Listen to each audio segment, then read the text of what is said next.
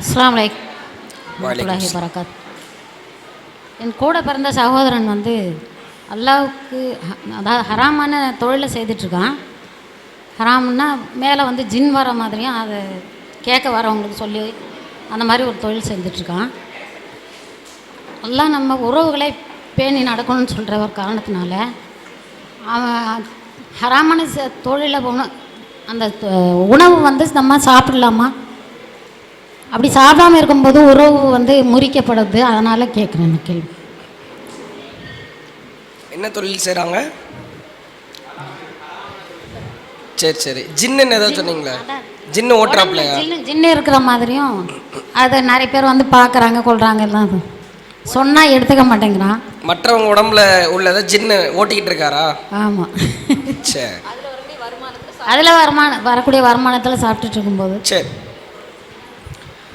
அதாவது என்ன கேட்குறாங்கன்னா, உறவினர்கள் அந்த ஹராமான வருமானத்திலே சாப்பிட்டு கொண்டிருக்கிறார்கள்.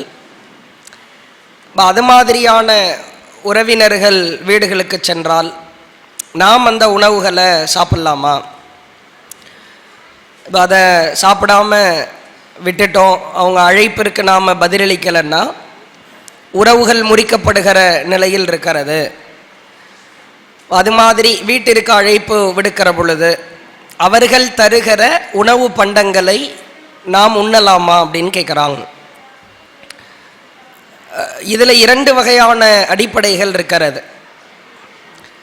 ஹராமான தொழிலை வியாபாரத்தை யார் செய்கிறாரோ அவருக்கு அந்த பொருளாதாரத்திலிருந்து வியாபாரத்திலிருந்து பணமாகவோ பொருளாகவோ நகையாகவோ எது வந்தாலும் சரிதான், அது அவருக்கு தடுக்கப்பட்டது.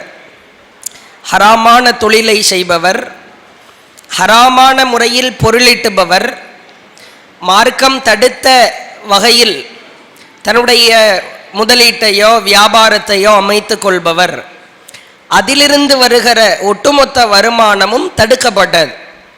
அல்லாஹுவின் தூதர் சொன்னார்கள், உங்களுக்கு எது தடுக்கப்பட்டிருக்கிறதோ, உண்ணுவதற்கும் உடுத்துவதற்கும் பயன்படுத்துவதற்கும் எது தடுக்கப்பட்டிருக்கிறதோ அது உங்களுக்கு வியாபாரம் செய்வதற்கும் தடை செய்யப்பட்டிருக்கிறது அப்படின்னு அல்லாஹ்வுடைய தூதர் சொல்லுகிற செய்தி முஸ்னத் அஹ்மத் என்கிற நபிமொழி தொகுப்பிலே பார்க்கிறோம். உனக்கு உண்ணுவதற்கு எது தடையோ, நீ அணிவதற்கு எது தடையோ, ஒட்டுமொத்தமாக நீ பயன்படுத்துவதற்கு எது தடுக்கப்பட்டிருக்கிறதோ அப்படிப்பட்ட பொருட்களை நீ வியாபாரம் செய்வதற்கும் தடை. சிகரெட் இருக்கிறது, எனக்கு பயன்படுத்துவதற்கு தடை, நான் அதை வியாபாரம் செய்யவும் கூடாது. இதுபோன்று மார்க்கம் தடுத்திருக்கிற எந்த ஒரு பொருளாக இருந்தாலும் நமக்கு பயன்படுத்துவதற்கு தடையாக இருந்தால் அதை நாம் வியாபாரம் செய்யக்கூடாது.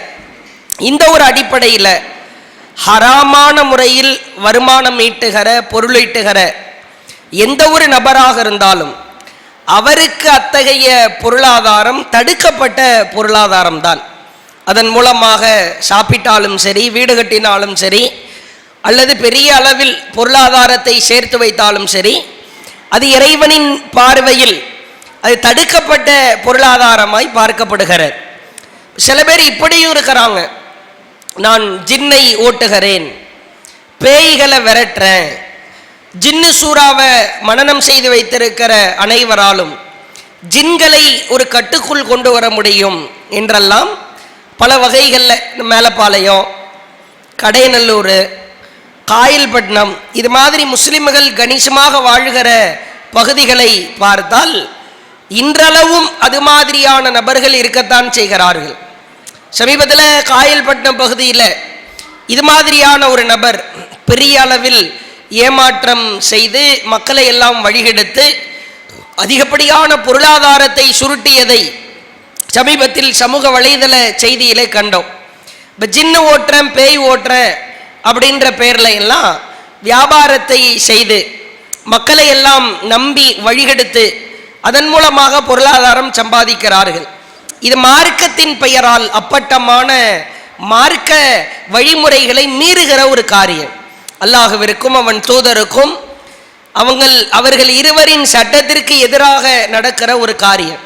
இது போன்ற காரியங்களை செய்பவர்களிடத்தில் அதிகப்படியான தாவாக்களை செய்து, அழைப்பு பணி செய்து, உண்மையை புரிய வைத்து அவர்களை அந்த வழிகேடு பாதையில் இருந்து நாம் மீட்டெடுக்க கடமைப்பட்டிருக்கிறோம்.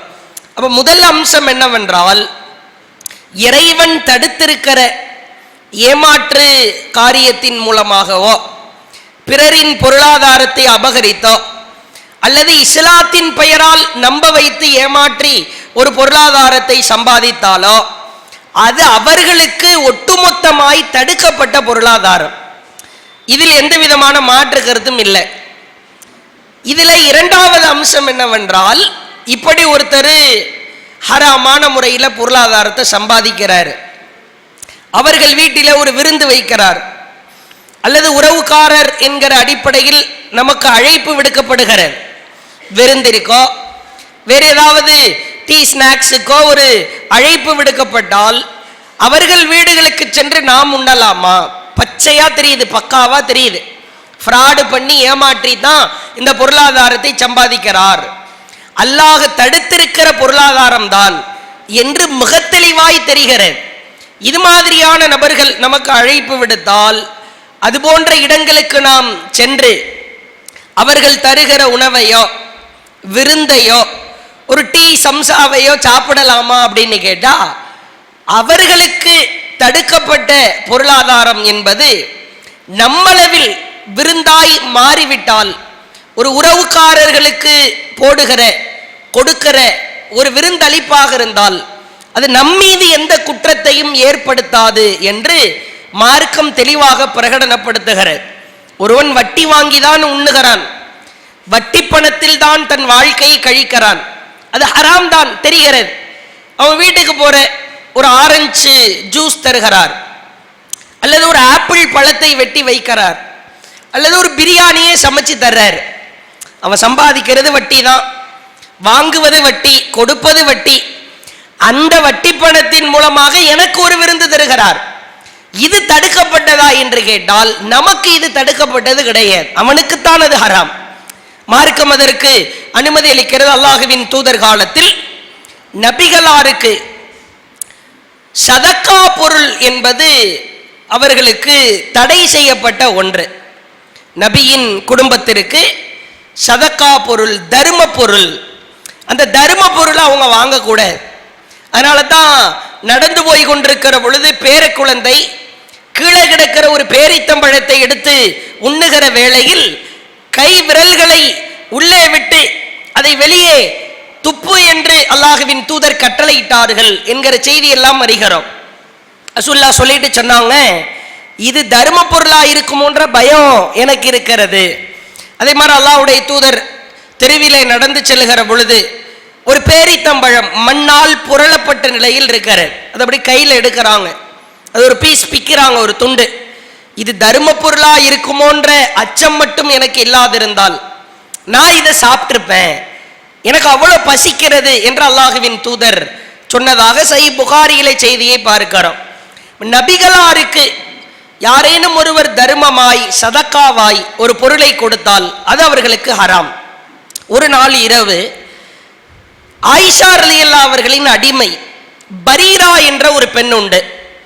அந்த பரீராவின் வீட்டிலிருந்து ஒரு உணவு பண்டம் வருகிறது.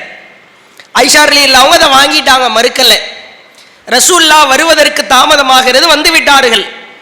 வந்ததற்கு பிறகு ஆயிஷா ரலியல்லாஹு அவங்க சொல்றாங்க, பரீராவின் வீட்டில் இருந்து ஒரு அன்பளிப்பு ஒன்று வந்திருக்கிறது, ஒரு தர்ம பொருள் ஒன்று வந்திருக்கிறது. அப்ப அல்லாஹ்வுடைய தூதர் அந்த சாப்பாடை எடு அப்படின்றாங்க. ஆயிஷா திரும்ப கேட்கிறாங்க, தர்மமாய் கொடுக்கப்பட்ட சதக்காவாய் கொடுக்கப்பட்ட பொருள் முஹம்மதின் குடும்பத்திற்கு தடை இல்லையா? ரசூல் ஸல்லல்லாஹு அலைஹி வஸல்லம் அவங்க திரும்ப சொல்றாங்க, இது பரீராவுக்கு எப்படி வந்துச்சு? பரீரா சமைக்கல, அவங்களுக்கு யாரோ சதக்காவா கொடுத்தாங்களா?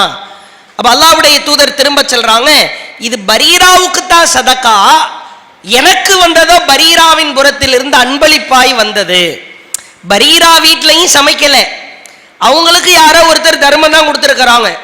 பரீரா துடிதுடிச்சு போய் ரசூல்லா வீட்டில் சாப்பிட்டுருக்க மாட்டாங்களா, அம்மையார் ஆயிஷா பசியோடு இருப்பாங்களேன்னு தனக்கு வந்த பொருளை கொண்டு வந்து கொடுக்குறாங்க. ரசூல்லா திரும்ப கேட்குறாங்க, யாருக்கு சதக்கா? இது பரீராவுக்கு தான் சதக்கா. எனக்கு பரீராவின் மூலமாக வந்தது அன்பளிப்பு தான். இந்த இடத்தை நன்றாய் கவனிக்க வேண்டும். நபிக்கு சதக்கா பொருள் ஹராம். அந்த சதக்கா பொருளை ரசூல்லா சாப்பிடுவது தடுக்கப்பட்டது, ஹராமாக்கப்பட்டிருக்கிறது. ஆனால் ஒரு கை மாறி பரீராவுக்கு சதக்காவாக வந்த பொருள் பரீரா அன்பளிப்பாய் கொடுக்கிறார். அன்பளிப்பாய் கொடுக்கிற பொழுது அது பரிசுத்தமாகிவிடும் என்கிற அடிப்படையில் அல்லாஹ்வுடைய தூதர் அதை சாப்பிட்டாங்கன்ற செய்தியை சஹீஹ் புகாரி, முஸ்லிம் போன்ற நபிமொழி தொகுப்பிலே பார்க்கிறோம். இப்போ வட்டியே வாங்கி சாப்பிட்றவனா இருந்தாலும் அவன் நமக்கு ஒரு டீ கொடுக்கிறார், காஃபி கொடுக்கிறார், அல்லது ஒரு பப்ஸ் கொடுக்கிறாரு, ஒரு மட்டன் பிரியாணி வாங்கி கொடுக்கிறாரு அப்படின்னா, வீட்டில் சமைச்சு கொடுக்கிறாருன்னா, அதை நாம் சாப்பிடுவதில் எந்த தடையும் இல்லை மார்க் அடிப்படையில். ஆனாலும் நம்முடைய வெறுப்பை காட்டுவதற்காக, அவர் செய்கிற தவறை தட்டி கேட்பதற்காக அவர் வீட்டில் இருந்து ஓரமாய் ஒதுங்கியிருப்பது ஆகச் சிறந்தது. ஏண்டா உன் வீட்டில் போடுற ஒரு பிரியாணிக்கா நான் ஆசைப்படுறேன், நான் வீட்டில் சமைச்சு சாப்பிட்ருவேன் அல்லது வாங்கி சாப்பிட்ருவேன். நீ கொடுக்குற ஒரு டீக்கா நான் ஆளாய் பறக்கிறேன், எனக்கு அது தேவையில்லை. நீ ஹராமான காரியத்தை செய்கிறாய்.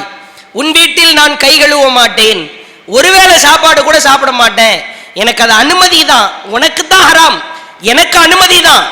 ஆனாலும் உன் வீட்டில் சாப்பிட்றதுக்கு என் மனசு ஒப்பல, விரும்பல அப்படின்னு நம்ம வெறுப்பை எவ்வளவு ஆழமா நீங்க காட்டுறீங்களோ அவ்வளவு தூரம் அவர்கள் திருந்துவதற்கு வாய்ப்பு இருக்கிறது.